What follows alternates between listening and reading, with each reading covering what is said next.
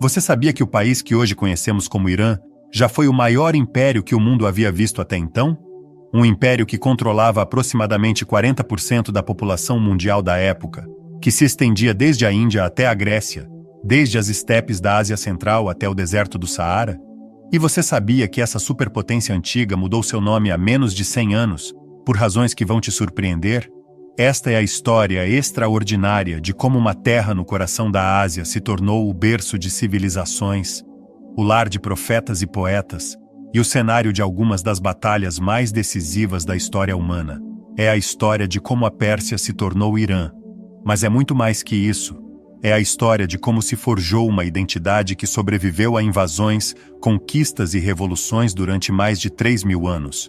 Prepare-se para descobrir como um jovem príncipe revolucionou a arte de governar através da tolerância, como 300 guerreiros enfrentaram um exército de milhões, como um conquistador macedônio se apaixonou pela cultura que estava destruindo, e como uma decisão aparentemente simples em 1935 revelou uma das transformações culturais mais complexas da história.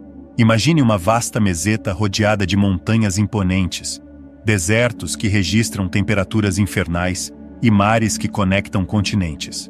Esta é a meseta iraniana, uma terra que desde tempos ancestrais foi tanto fortaleza natural quanto ponte entre mundos. Muito antes da chegada dos persas que conhecemos, esta região já abrigava civilizações sofisticadas. Os elamitas, por exemplo, construíram cidades impressionantes como Susa, onde desenvolveram um dos sistemas de escrita mais antigos do mundo. Seus zigurates se erguiam orgulhosos na paisagem, e seus artesãos criavam objetos de uma beleza que ainda hoje nos deixa sem fôlego. Mas os elamitas não eram os únicos.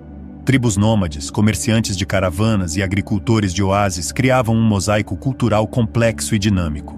Foi neste contexto que, por volta de 1500 a.C., começaram a chegar do norte ondas de povos que mudariam para sempre o destino da região. Estes recém-chegados não eram conquistadores brutais, mas pastores e agricultores que falavam línguas que hoje reconheceríamos como familiares. Surpreendentemente, as palavras que usavam para pai e mãe, pitar e matar, soavam muito similares ao latim pater e mater, e, portanto, ao nosso pai e mãe. Isso não era casualidade. Estes povos falavam línguas indo-europeias, da mesma família que o português, espanhol, francês, inglês e dezenas de outros idiomas modernos.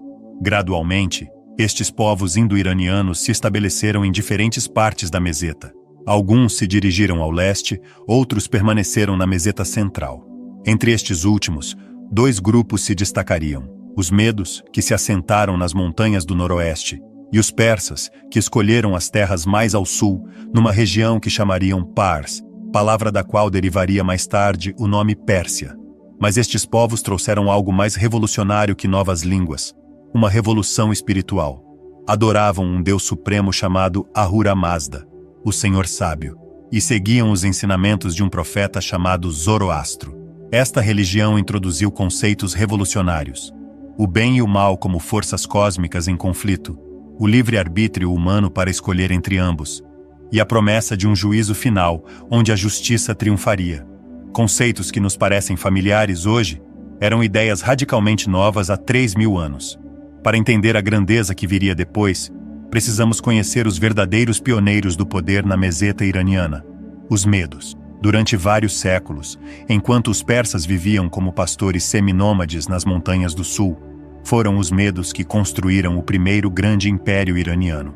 Os medos não eram apenas guerreiros formidáveis, eram também diplomatas astutos.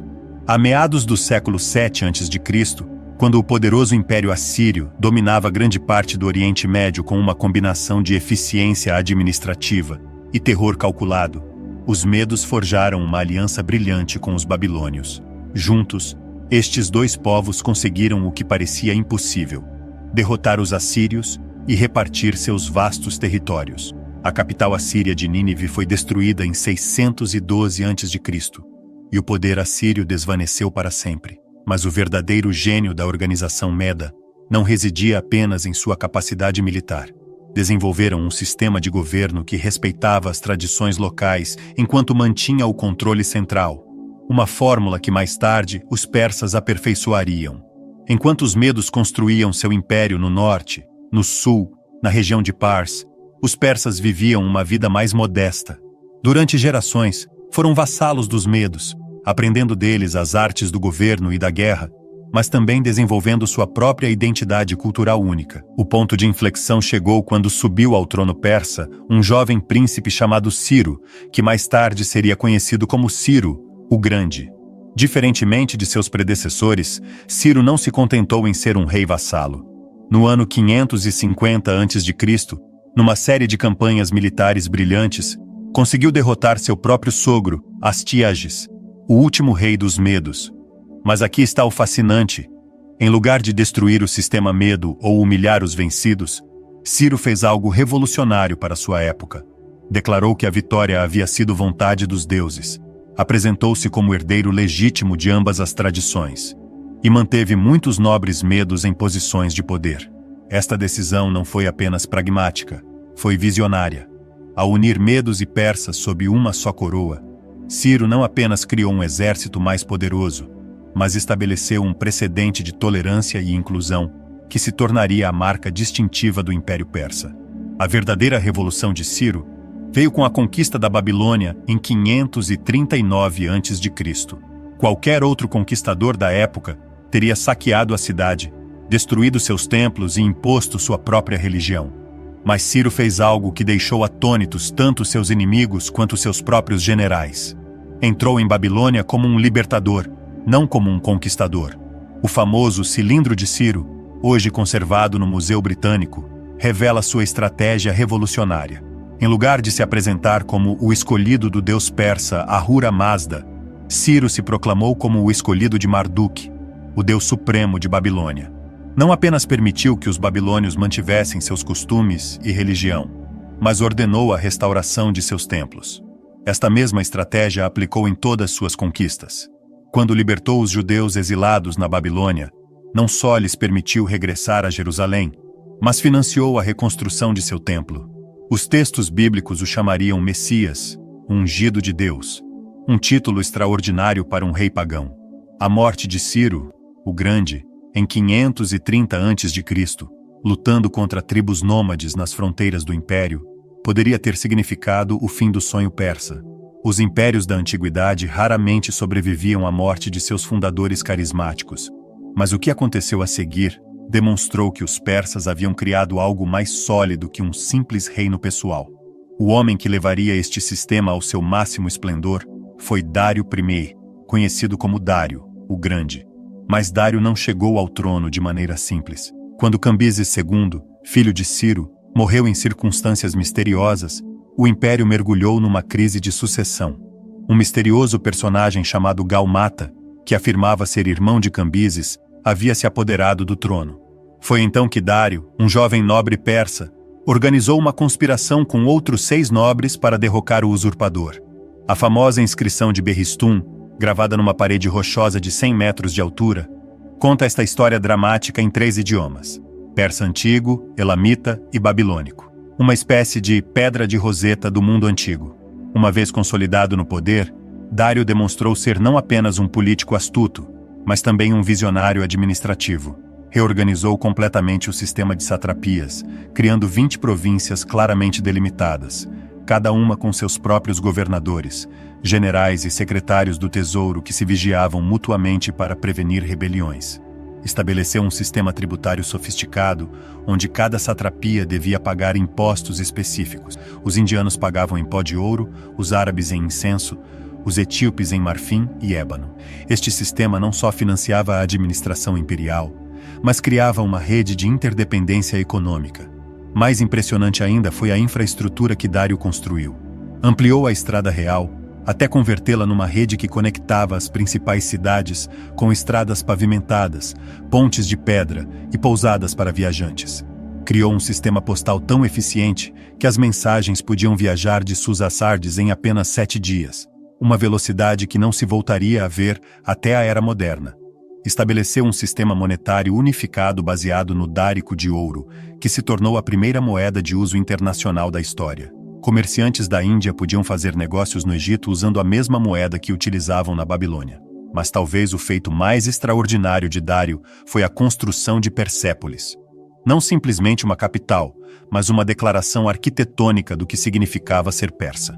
Os relevos de Persépolis mostram uma procissão interminável de povos de todo o império: citas, indianos, árabes, gregos, armênios, todos levando produtos preciosos como tributo. Mas não são representados como escravos humilhados, e sim como embaixadores dignos de nações prósperas que participam voluntariamente numa ordem mundial benevolente. Se o Império Persa tivesse permanecido confinado à Ásia, talvez nunca tivéssemos ouvido falar dele com tanta frequência. Mas o destino quis que este Império Oriental entrasse em contato direto com um conjunto de cidades-estado gregas que tinham ideias muito diferentes sobre política, sociedade e liberdade. O choque entre estes dois mundos, o oriental e o ocidental, o imperial e o democrático, o hierárquico e o igualitário, geraria algumas das batalhas mais famosas da história e criaria narrativas que ainda hoje influenciam como pensamos sobre o conflito entre Oriente e Ocidente. Tudo começou com um mal-entendido cultural. No ano 499 a.C., as cidades gregas da costa da Anatólia, que haviam sido incorporadas ao Império Persa por Ciro o Grande, se rebelaram contra o domínio persa. Da perspectiva persa, estas cidades eram súditos rebeldes que violavam tratados. Da perspectiva grega, eram cidades livres lutando contra a tirania oriental. Quando Atenas e Erétria enviaram ajuda aos rebeldes e participaram na queima de Sardis, capital da satrapia da Lídia, Dário interpretou isto como uma declaração de guerra por parte da Grécia continental. A resposta persa foi massiva e meticulosa. Dário enviou embaixadores a todas as cidades gregas exigindo terra e água, os símbolos de submissão. Muitas cidades, reconhecendo a impossibilidade de resistir ao império mais poderoso do mundo, se submeteram pacificamente. Mas Atenas e Esparta rejeitaram as demandas persas de maneira dramática. Os atenienses jogaram os embaixadores persas num poço, enquanto os espartanos os empurraram de um precipício.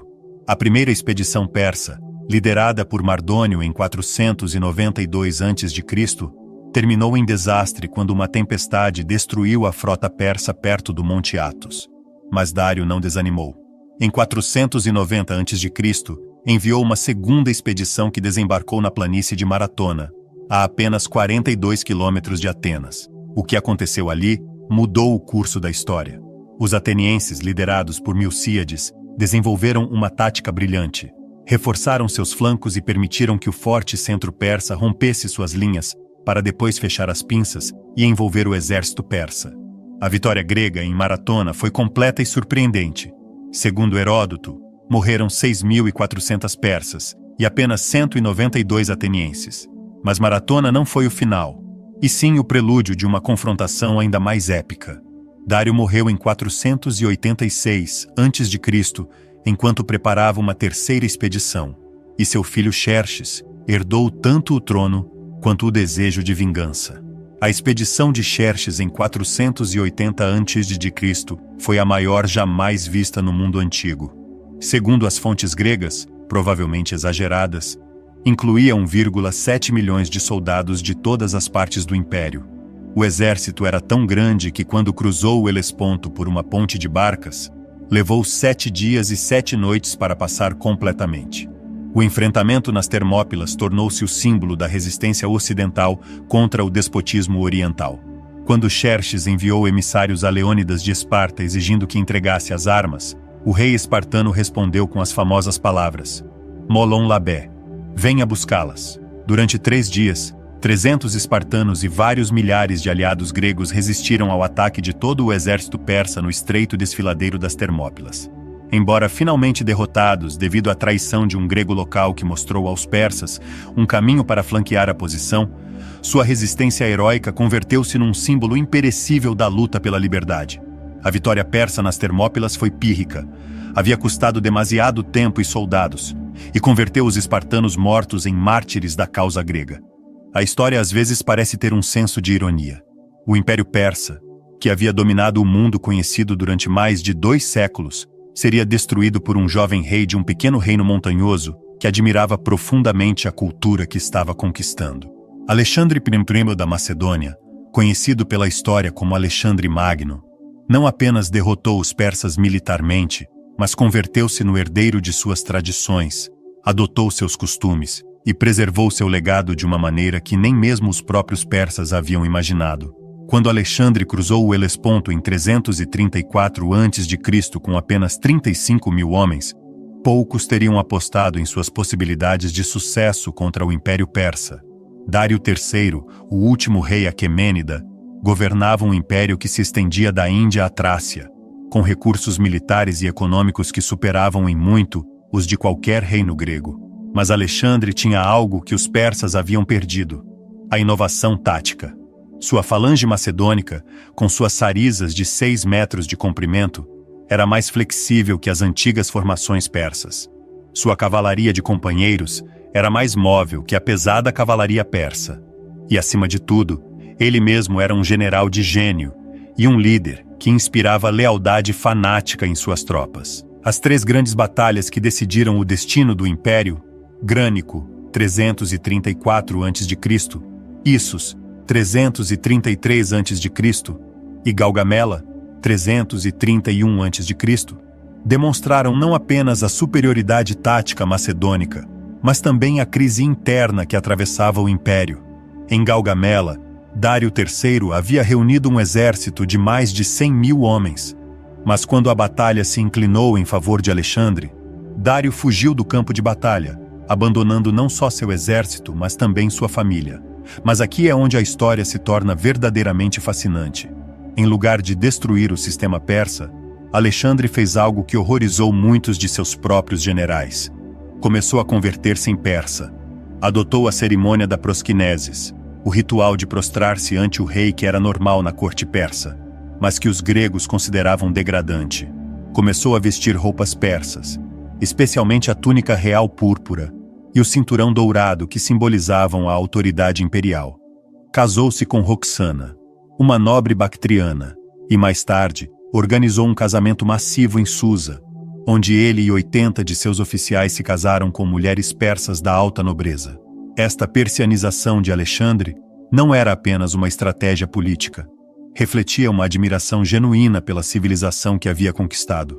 Na Babilônia, restaurou os templos danificados e apresentou-se como legítimo sucessor dos reis babilônicos. No Egito, consultou o oráculo de Amon e foi proclamado filho do deus. Em Persépolis, embora inicialmente permitisse que a cidade fosse saqueada e incendiada, posteriormente ordenou reparações extensas. O verdadeiro gênio de Alexandre foi compreender que governar um império tão vasto requeria mais que superioridade militar, requeria legitimidade cultural. Manteve muitos sátrapas persas em seus postos, conservou o sistema administrativo aquemênida e promoveu a fusão das elites grega e persa. Sua visão de um império universal, onde gregos e persas fossem sócios iguais, era revolucionária para sua época. Quando alguns veteranos macedônios se rebelaram contra esta política, Alexandre os substituiu por soldados persas treinados em tática macedônica, criando assim o primeiro exército verdadeiramente multicultural da história. A morte prematura de Alexandre na Babilônia, em 323 a.C., aos 32 anos, truncou este experimento extraordinário de síntese cultural. Mas seu legado perdurou nos reinos helenísticos que surgiriam da divisão de seu império, especialmente o reino Seleucida, que manteve esta tradição de síntese cultural por 3 séculos, enquanto no Ocidente o Império Romano construía seu domínio sobre o Mediterrâneo. No Oriente surgia uma potência que desafiaria Roma durante mais de 700 anos. Esta é a história menos conhecida, mas igualmente fascinante, de como a Pérsia ressuscitou das cinzas do Império de Alexandre. Não uma, mas 2 vezes. A primeira ressurreição veio de uma direção inesperada: as estepes do Nordeste. Os partos, originalmente uma tribo nômade emparentada com os citas, haviam sido incorporados ao Império Aquemênida como súditos remotos. Mas a meados do século III a.C., sob a liderança de Arsacestemir, começaram a expandir-se para o sul, aproveitando a debilidade do reino Seleucida. O que começou como incursões de saque, converteu-se gradualmente em conquista permanente. Para o ano 141 a.C., os partos haviam capturado Seleucia do Tigre, a grande capital helenística, e proclamaram-se herdeiros legítimos do antigo Império Persa.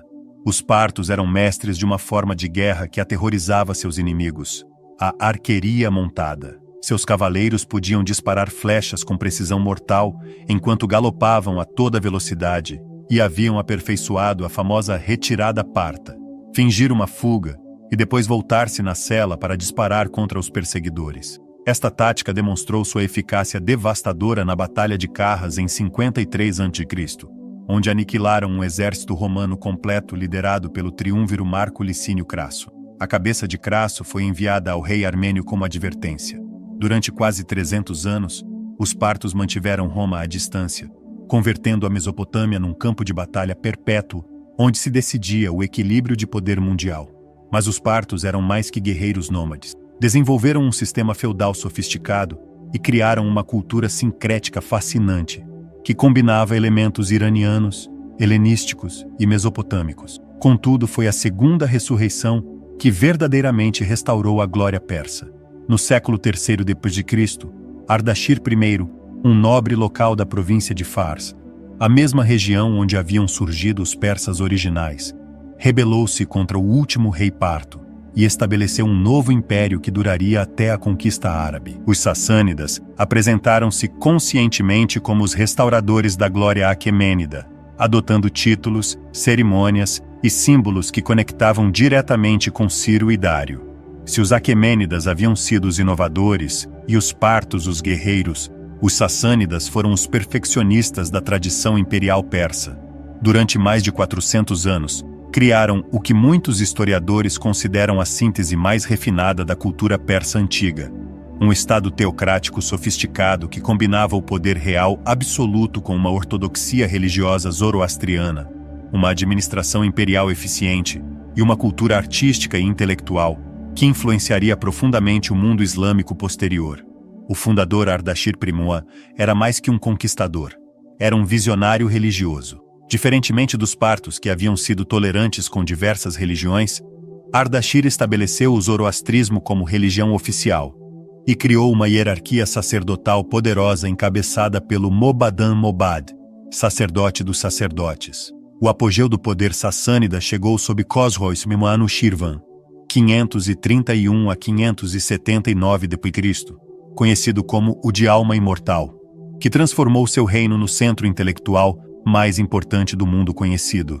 Sua corte em Ctesifonte converteu-se em refúgio para filósofos gregos que fugiam da perseguição cristã em Bizâncio, para médicos indianos e para eruditos chineses. Khosroes estabeleceu a famosa Academia de Jundi Shapur, que se tornaria a primeira universidade do mundo no sentido moderno, um lugar onde se ensinava medicina, filosofia, astronomia, matemáticas e teologia de maneira sistemática. Muitos textos gregos que conhecemos hoje sobreviveram porque foram traduzidos ao persa médio em Jundi Shapur. Os sassânidas também foram inovadores na arte da guerra, desenvolvendo a cavalaria acorazada mais efetiva do mundo antigo.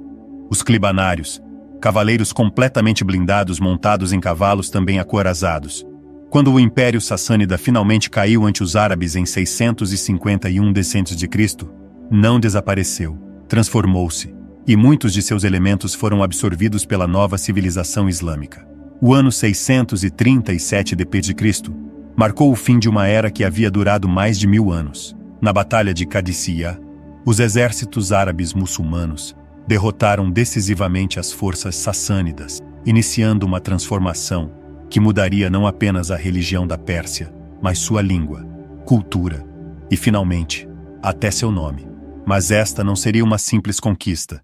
Seria uma das sínteses culturais mais complexas e fascinantes da história, onde os conquistadores acabariam sendo tão transformados pelos conquistados quanto vice-versa. A conquista árabe da Pérsia não foi instantânea nem uniforme. Enquanto as cidades principais caíram relativamente rápido devido ao colapso do governo central sassânida, muitas regiões montanhosas mantiveram sua independência durante décadas. Esta resistência gradual permitiu que a transição ao Islã fosse mais um processo de integração que de imposição violenta. O processo de islamização foi lento e complexo. Contrariamente à crença popular, não houve conversões massivas forçadas. O zoroastrismo era reconhecido pelos árabes como uma religião do livro, o que significava que os zoroastrianos podiam manter sua fé pagando um imposto especial. Durante os primeiros 2 séculos do domínio árabe, a maioria da população persa provavelmente continuou sendo zoroastriana. A conversão ao Islã foi gradualmente incentivada por vantagens sociais e econômicas. Os muçulmanos pagavam menos impostos, tinham melhor acesso a postos governamentais e podiam participar plenamente da nova sociedade cosmopolita que estava emergindo. Mas aqui está o fascinante. Os persas não foram receptores passivos da cultura árabe, foram agentes ativos na formação da civilização islâmica. Muitos dos maiores teólogos, filósofos, cientistas e poetas do Islã clássico foram persas. Al-Bukhari, compilador do Hadith mais respeitado. Al-Razi, o médico mais famoso do mundo medieval. Al-Biruni, pioneiro do método científico. Ibn Sina, Avicena, cuja obra médica se ensinou na Europa durante 600 anos.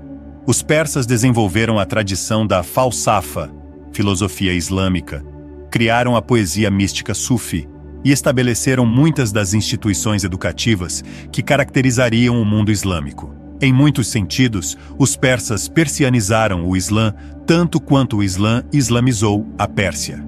A verdadeira revolução chegou no século XVI com a dinastia safávida.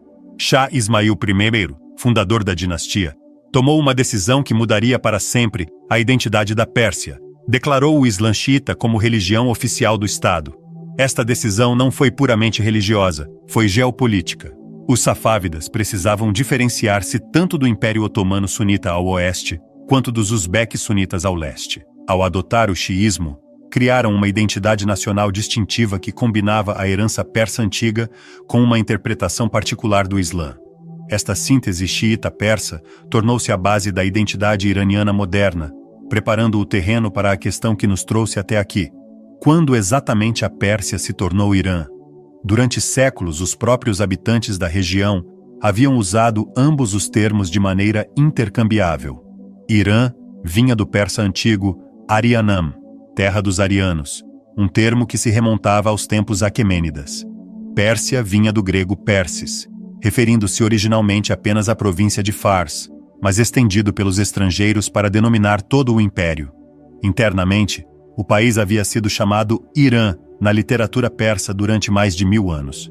O Shahnameh de Ferdowsi, escrito no século X, refere-se consistentemente a Irã e aos iranianos. A mudança oficial chegou em 1935, quando Reza Shah Pahlavi, fundador da dinastia Pahlavi, enviou uma circular a todas as embaixadas estrangeiras solicitando que usassem Irã em lugar de Pérsia em todas as comunicações oficiais.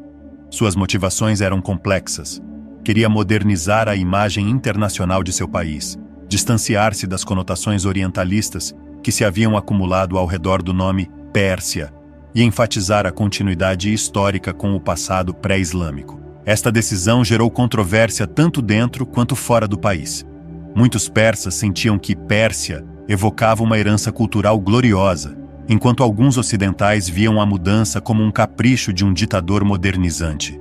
A ironia é que Reza Shah estava simplesmente oficializando um nome que sempre havia existido. Era um retorno, não uma inovação. A história de como a Pérsia se tornou Irã é, em última instância, a história de uma síntese cultural contínua.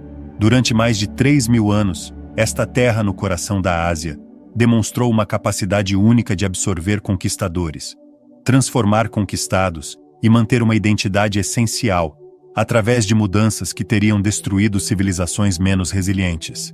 Irã hoje é tanto herdeiro de Persépolis quanto de Isfahan, tanto do fogo sagrado de Zoroastro quanto da luz mística dos sufis.